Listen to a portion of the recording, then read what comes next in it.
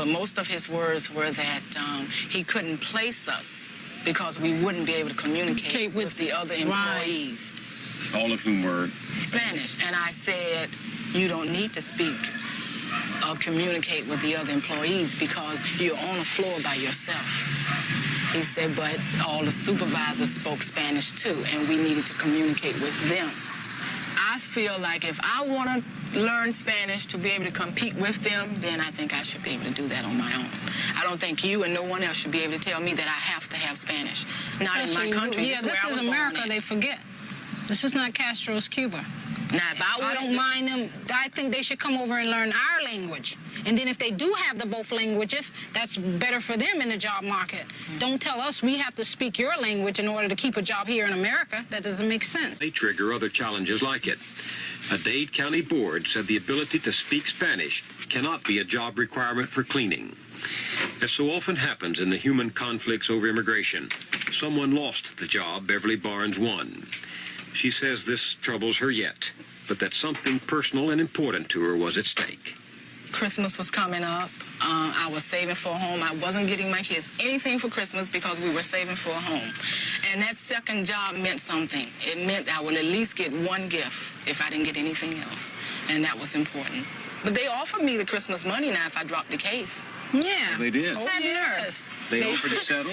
Yeah, like we wanted just some money. That's what we thought it was. That's how we felt. They want to offer us money.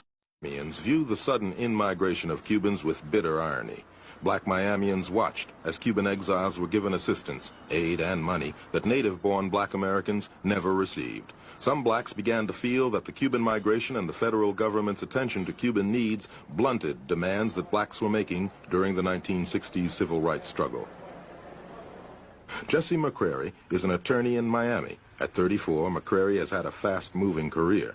He's been an assistant state's attorney general and for a time sat as one of Florida's federal court judges. McCrary likes to remember that he is one of few blacks that is able to maintain offices on Miami's Biscayne Boulevard. We asked McCrary what he thought the Cuban immigration means to blacks in Miami.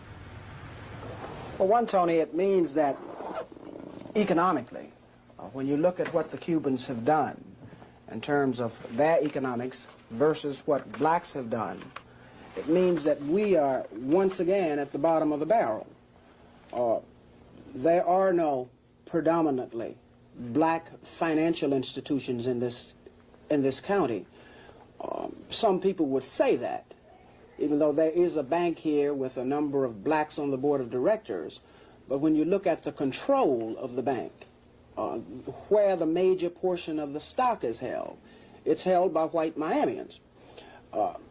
Contrasting that, you have Cubans who have a bank that reportedly is one of the fastest growing banks in the country. Now, that poses a problem because I believe that the whole strength of any community happens to be what kind of financial institutions do you have? Is there an institution that can make a loan to a man who wants to go in business? Is there an institution that is sympathetic to a man who wants to build a house? Is there an institution where he can borrow money to send his children to school? Now, if you don't have those kinds of institutions, then certainly when other people have them, that is white Miami, Cuban Miami, and then black Miami does not have it, it certainly puts them in a pretty poor position, I think. And one of the I won't even say it's an unintended consequence. One of the consequences of the illegal immigration is that we have stopped investing in human capital, and we've stopped trying to raise the standard of living of American workers and the working conditions. I have a friend that has done some research on just working conditions in many factories and plants. And there are factories in the U.S. where people urinate on themselves because they're not allowed to leave the production line to go to the restroom. And, you know, those are not conditions that many Americans will put up with, but employers have gotten to the point, you know, they have some labor that's willing, you know, to take inhumane conditions, and so they're exploiting that labor. And what bothers me is that there are just so many people out there that they are pro-illegal immigration, they're on the side of the downtrodden, but they look the other way when it comes to inhumane working conditions and very problematic. And I can say that I'm a proponent of class-based affirmative action based on need. if you look at the Civil Rights Movement, Civil Rights Act of 1964, and all of the legislation, the bills that were passed, immediately it was opened up to people from all different countries. It diluted the impact it could have had for African Americans. And so, blacks have had to sacrifice a lot. Every time, that they almost get themselves to a certain level, another group comes in and they get displaced. And blacks are the ones that are hardest hit by what we're doing now. We're always at the bottom. And for the foreseeable future, it seems like we will be, because whenever our politicians or our so-called black leaders, our black elites get in position, but these people, and I don't know how they sleep at night. How can they sleep at night knowing, that they have been, I use the expression, blessed to achieve a certain stature, and all they care about is themselves and people of that social class, and they're not looking after, they're not being responsible. It's all about them. I found that very problematic. I don't know how they sleep at night. Stanley says that now we have all these mayors. In 1965, the Africans rebelled in Watts. Yorty was mayor, a white man. You can call him a racist. In 1992, they rebel. Bradley is mayor. He's an African. What is the objective difference here? The only difference is that American capitalism, in order to try and deceive the people, tries to give us visibility without any power at all. Right. As you yourself point out, Comrade Stanley, Africans in this country have more elected officials than any other ethnic group in the country. We have no power at all. Kwame Ture, you want to respond, right? We need to go back to process. I think that's what the confusion is. Because some Africans in this country have arrived at certain positions which they didn't dream about when they were 5 years old, 42 years ago. Consequently, if you're speaking about integration, you must speak about the process. In everything that Africans got in this country, just reform, which everybody else get, we have to shed our blood. Matter of fact, we're the only people who shed blood for reform, not even for revolution. To sit at a lunch counter, you got to shed your blood. To get on the bus where you want to sit, you got to shed your blood. To go to school where you want to go to school, you got to shed your blood. To live in a community where you want to live, you got to shed your blood. You cannot name me one advancement that Africans have made in this country without having shed our blood. And when you think that that blood has now been shed and you come to occupy the position and forget the process which brought you there, it's an act of betrayal. You're learning so many important things, and I'm so proud of you. In 1970, I believe, they came up with a policy called benign neglect. And to make it as short as possible, in 1970, the benign neglect policy was a response to a study. The government was trying to understand what's going on in the streets with these black people.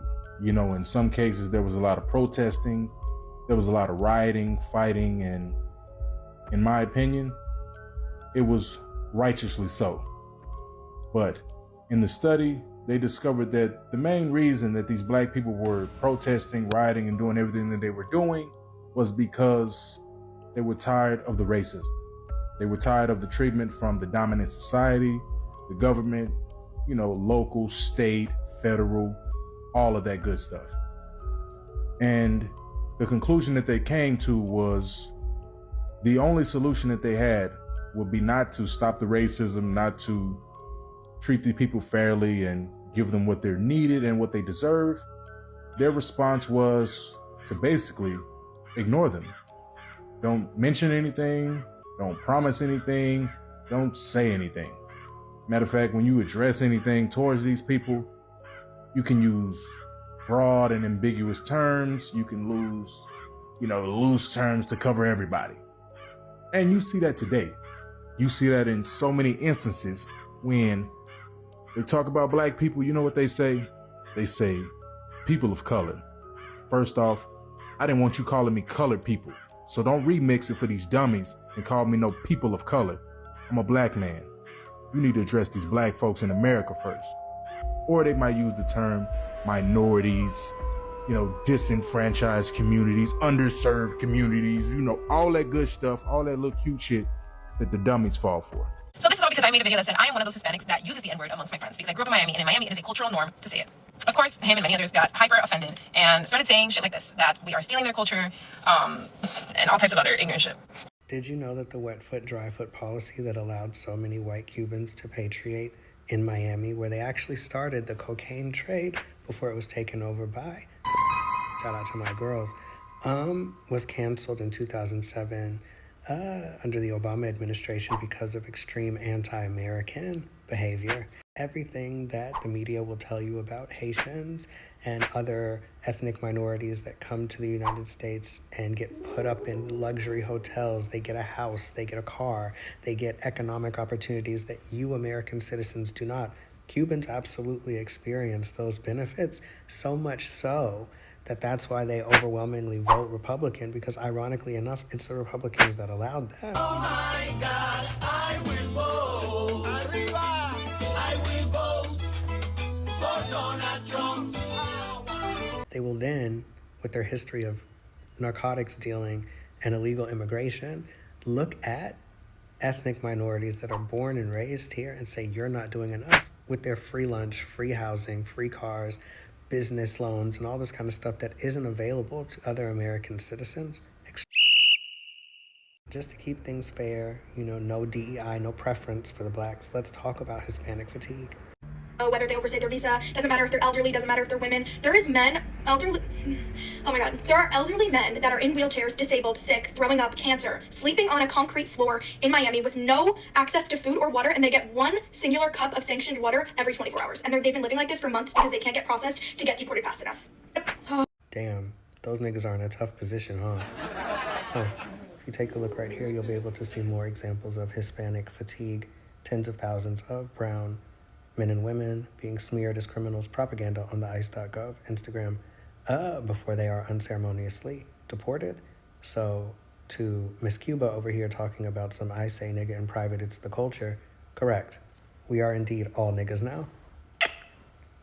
The immigration situation, in my opinion, currently is being pushed by the white power structure because they want to use the immigrants to replace black people. I've been saying this for about 5 years, maybe even longer. But when Joe Biden said when he got elected that he wanted to fast track 4 to 8 million illegal immigrants to American citizenship as quickly as possible, I believe that was the writing on the wall then. The Democratic Party is tired of depending on black people's votes. They're tired of being painted as the black party because they're not. They don't care about blacks. But they have to act like they do at election time to get those votes. So what are they going to do? We've got the Ukrainians, we got the Afghanis, we got the illegal Mexicans, we also have the South American migrants coming in, and we're going to try to fast track them to citizenship as quickly as possible before November of 2024, so we don't have to rely on the black vote as much. We can now go after the migrant vote.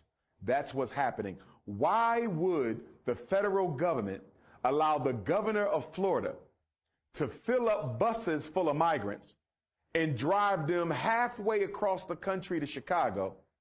Why would the federal government allow the governor of Texas to fill up coach buses full of migrants and planes full of migrants and fly them to New York City? These are the two most crowded cities in America. They don't even have any space left, but you're allowing Florida and Texas to drive migrants halfway across the country to New York and Chicago. And then when they get to New York and Chicago, you tell the black mayors of New York and Chicago, Mayor Eric Adams and Mayor Brandon Johnson, that you're going to use your budget, black people's tax dollars. You're going to use that money to find emergency housing, medical care, shelter, and social services for these people. The homelessness rate in America is the highest it's been since the 60s. There are at least 30,000 homeless blacks in New York. There's at least 20,000 homeless blacks in Chicago. Gotta mention Philly, bro. Philadelphia leads the nation, percentage-wise in Philadelphia, leads the nation in homelessness. But we don't have the migrant crisis yet as bad. We have migrants, but it's not as bad as Chicago and New York.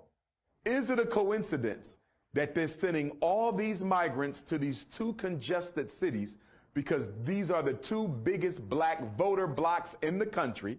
They're the two most socially and politically conscious black groups in the country. And because we don't want to answer to black people and we don't want to be accountable to black people, we're going to liquidate the Negroes out of New York and Chicago and turn these cities into migrant centers. That is exactly what they are doing. The same schools that they said they could not afford to operate in Chicago are operating now as 24-hour homeless shelters for migrants. If you didn't have the money to operate this school from 8 a.m. to 3 p.m., how did you find the money overnight to operate the school 24 hours a day as a migrant shelter? Totally unacceptable. Black Americans have long carried the weight of immigration policies in this country. And today, figures like Elon Musk and Vivek Ramaswamy are calling for an influx of highly skilled Indian immigrants to fill gaps in America's tech industry. But here's the thing, Black Americans are tired of being the default hosts for these immigration waves. Now, no tea, no shade, but history shows a pattern. Time and time again, immigrants are funneled into historically Black neighborhoods and urban centers, transforming these spaces into middleman economies. Koreans, Indians, Chinese, and other Asian groups dominate business landscape in these areas, owning everything from corner stores to beauty supply shops, while Black entrepreneurs struggle to secure funding and resources. Why does this happen? Because white America isn't hosting these immigrant populations in their pristine suburbs. Instead, they've mastered the art of positioning immigrants as tools of economic power, placing them in Black neighborhoods and ensuring they have access to housing loans, business grants, and real estate opportunities that Black Americans are routinely denied. Let's talk about STEM. Black people represent less than 1% of the tech industry, not because of a lack of ambition, but because opportunities are scarce. Scholarships for Black students in tech are few and far between. This isn't just about economics. It's about dignity and self-sufficiency. Black Americans are over-mentored and underfunded, over-examined and under-supported. And now we're being asked to once again play host while others profit from our displacement. I hope like hell that Black Democrats across this country are looking at California, the state that did all this talk about reparations and then shafted it, and now are turning around and taking all that money that could have been going to Black people and giving it to illegals. I want Black people to understand it's a numbers game. Democrats see Black people leaving the party. So now they want to replace you with illegals that are Latinos who will inch us out by a percent or two in the next 20 years when minorities become the majority in this country. They are doing this to keep their vote. Black people, you can quit saying that the Republican Party is racist, because Democrats are showing you now they only use race to their benefit, which makes them racist too. But you guys are the ones that keep getting shafted. Where are the reparations in California for all the redlining that was done? The gentrification, when people's properties were taken. They're not doing any of that. Yet and still they are protesting so illegals can come into their city and their children can take a spot in a classroom in a Black community where the kids are already struggling, and give that child a translator and hold that entire classroom behind so that illegal child could catch up. Because remember the No Child Left Behind Act? is leaving our kids behind and is pushing them forward. Black people, you guys have to start looking at things for what they are and get out your feelings. I know it's hard after 60 years to accept that you've been used, but it's in your face now.